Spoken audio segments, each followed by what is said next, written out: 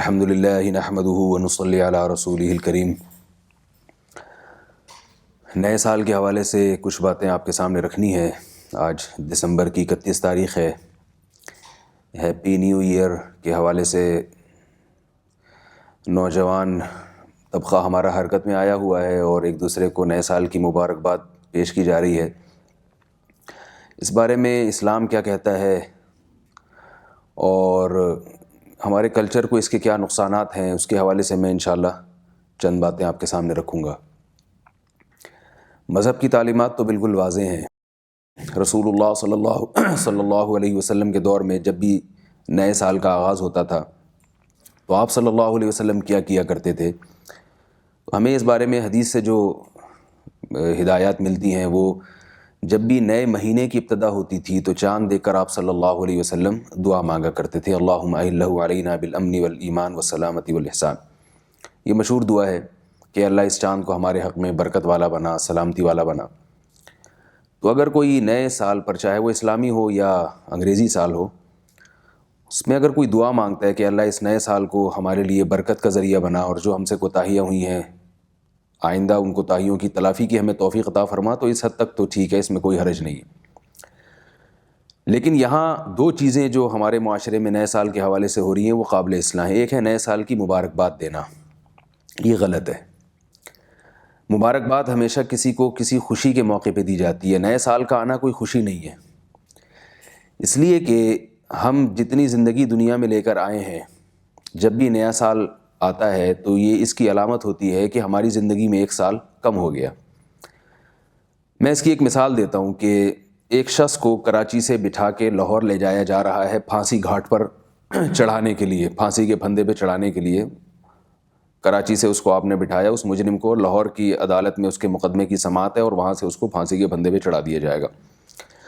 وہ جیسے جیسے لاہور کا اسٹیشن قریب آئے گا تو اسے ہر اسٹیشن پہ کیا مبارکباد ملے گی کہ ماشاءاللہ آپ کا ایک اسٹیشن، یعنی ایک اسٹیپ آپ آگے جا چکے ہیں اور اب آپ اگلے اسٹیپ پہ جا چکے ہیں، اب آپ اگلے اسٹیشن پہ جا چکے ہیں۔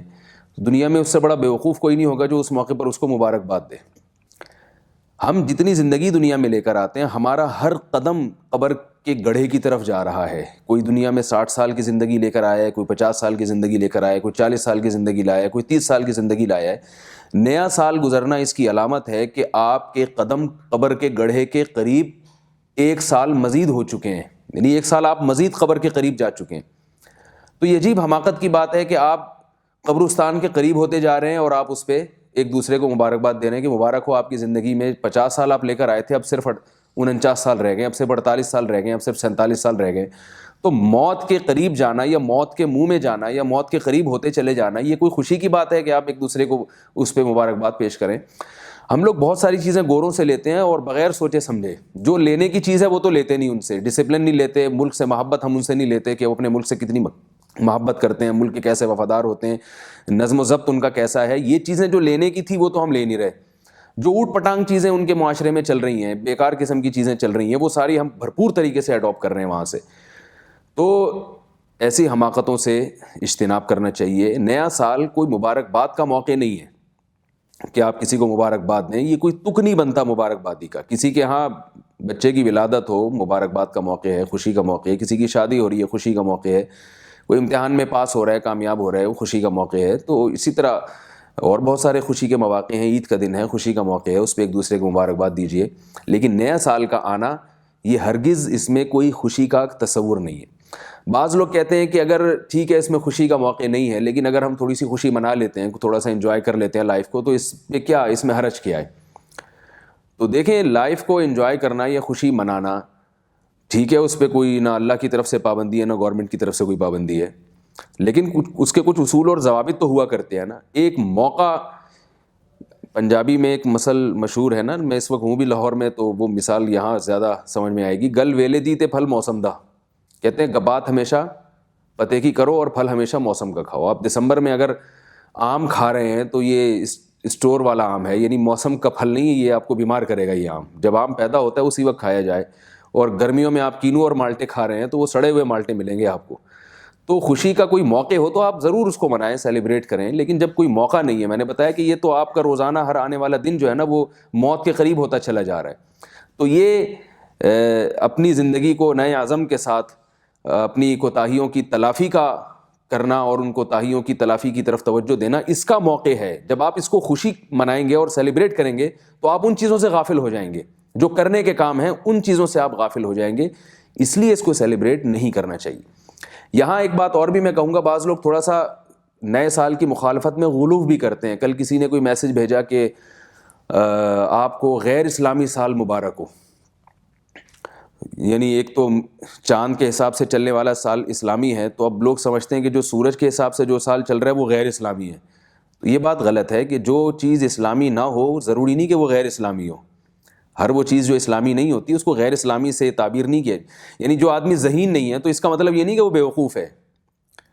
کہ لوگ ہوتے ہیں کچھ بہت ذہین ہوتے ہیں، کچھ متوسط ہوتے ہیں، کچھ بیوقوف ہوتے ہیں. تو اگر آپ کسی کو کہہ دیتے ہیں کہ یہ ذہین نہیں ہے تو ضروری نہیں کہ وہ جو ہے وہ بیوقوف ہو. آپ کسی کو کہتے ہیں کہ یہ خوبصورت نہیں ہے تو ضروری نہیں کہ وہ بدصورت ہو.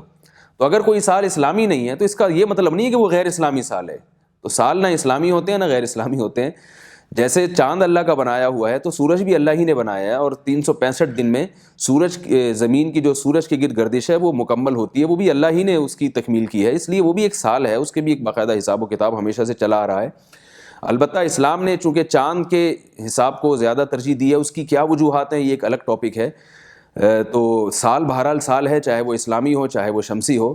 لیکن جو چیز سوچنے کی ہے، جو چیز اہم ہے وہ یہ ہے کہ اس کو سیلیبریٹ کرنا، اس میں خوشی منانا، یہ نہ اسلامی سال میں درست ہے اور نہ شمسی سال میں درست ہے. اس کا یہ موقع نہیں ہے. دوسری بات یہ کہ اس وقت جو نئے سال کی خوشی میں جو کچھ ہمارے معاشرے میں بے حیائی اور ایک طوفان بدتمیزی معاشرے میں ہو رہی ہے، اس کی روک تھام کی بہت شدید ضرورت ہے. اصولی طور پر تو یہ حکومت کا فرض ہے کہ قانون سازی کرے اور معاشرے میں اس بے حیائی کو روکے. نئے سال کی ابتدا میں کیا کچھ ہوتا ہے نائٹ کلبوں میں، لڑکے لڑکیاں بالکل آزاد ہو جاتے ہیں، شرابیں پی جاتی ہیں. کس قدر اللہ کے غضب کو دعوت دینے والی بات ہے کہ ہم موت کے قریب ہو گئے، اور موت کے قریب ہونے کے بجائے موت کے قریب ہونے کے وقت ہم اپنے اعمال کی اصلاح کی طرف توجہ دیں، تو بجائے اصلاح کی طرف توجہ دینے کے ایسے کام کرتے ہیں جس سے اگلا سال ہمارا اور خراب گزرے. کتنے لوگ ہیں جو اس رات میں شراب پینا شروع کر دیتے ہیں جبکہ انہوں نے اس سے پہلے کبھی شراب کو ہاتھ نہیں لگایا ہوتا. تو آپ مجھے بتائیے کہ جو نئے سال کی ابتدا میں شراب سے اس کی ابتدا کرے گا تو آپ کیا سمجھتے ہیں اس کے آگے والا سال برکت والا گزرے گا یا وہ اسی شراب کباب میں گزرے گا؟ جب بھی کسی نئے کام کی ابتدا کی جاتی ہے تو اس میں کوشش کی جاتی ہے کسی اچھے کام سے ابتدا ہو. میں دیکھتا ہوں لوگوں کو کہ جب وہ ایسے میں نے بعض لوگ دیکھے ہیں کہ جب دکان کھولتے ہیں تو صدقات و خیرات سے اس کے دن میں کاروبار کا آغاز کرتے ہیں. وہ کہتے ہیں ہم صبح صبح جو ہے نا فقیر پہ صدقہ کریں گے تاکہ ہمارا سارا دن اچھا گزرے. دکان میں بعض لوگ ایسا بھی کرتے ہیں کہ شروع میں کچھ تھوڑی سی تلاوت کر لیتے ہیں، تاکہ وہ کہتے ہیں ہم ٹھیک ہے گانے وانے بھی لگا دیں گے دکان میں لیکن بعد میں لگائیں گے، شروع میں تھوڑی سی تلاوت ہونی چاہیے. بسوں میں ہم نے دیکھا ہے کہ جب آپ کسی لمبے روٹ پہ سفر کرتے ہیں تو بس والا ابتدا میں گانے نہیں لگاتا، وہ شروع میں قوالیاں لگاتا ہے، نعتیں لگاتا ہے. اس کا یہ کنسیپٹ ہے کہ نعتیں لگاؤں گا یا حمد و ثنا لگاؤں گا تو سفر کی ابتدا کم از کم اچھی ہوگی، بعد میں وہ چاہے گانے بھی لگا دے اور کچھ بھی کر دے وہ. لیکن وہ یہ کہتا ہے کہ ٹھیک ہے میں گانے سنتا ہوں، گانے لگاتا ہوں، میوزک سنتا ہوں، لیکن ابتدا تو کم از کم اللہ کے نام سے ہو. تو نئے سال کی ابتدا ہو رہی ہے، ابتدا تو کم از کم اچھی ہو. آپ اس کی ابتدا ہی یعنی رات کے 12 بجتے ہی آپ شراب اور کباب سے اس کی ابتدا کرتے ہیں تو یہ بڑی محرومی کی بات ہے. پورا سال پھر اس کا مطلب ہے آپ یہ چاہتے ہیں کہ ہمارا ایسا ہی گزرے. نحوست سے ایک کام کی ابتدا کی جا رہی ہے، نحوست سے اپنے سال کی ابتدا کی جا رہی ہے، تو آپ اس سے پھر اللہ سے کیا امیدیں رکھیں گے کہ اس سال میں اللہ تعالیٰ ہمیں برکتیں دے گا اور اس سال میں اللہ کی رحمتیں نازل ہوں گی. پھر جو کچھ نازل ہو رہا ہے وہ ہم دیکھ رہے ہیں پورا سال کیسے گزرتا ہے. تو سب سے پہلی تو یہ حکومت کی ذمہ داری ہے کہ وہ ان حالات پہ کنٹرول کرے. یہ نئے سال میں جو فائرنگ کی جاتی ہے یا جس طرح سے بیہودہ طریقے سے اس کو سیلیبریٹ کیا جاتا ہے، حکومت کو یہ ایسی قانون سازی کرے. اور دوسرے درجے میں یہ گھر کے سربراہ کی ذمہ داری ہے کہ وہ اپنی اولاد پہ کنٹرول کرے. لڑکیاں تیار ہو کے گھر سے نکلتی ہیں والدین کے سامنے، والدین ان کو نہیں روکتے. بس ہر آدمی براڈ مائنڈ بنا ہوا ہے کہ دین میں سختی نہیں ہے اور ہم جو ہے نا تھوڑا سا بچوں کو آزادی دینی چاہیے. تو آپ دیں پھر آزادی، پھر کل یہی بچے پھر آپ کو جو ہے وہ آپ کے حقوق، جو اللہ کے حقوق نہیں پہچانتا وہ والدین کے حقوق کہاں سے پہچانے گا.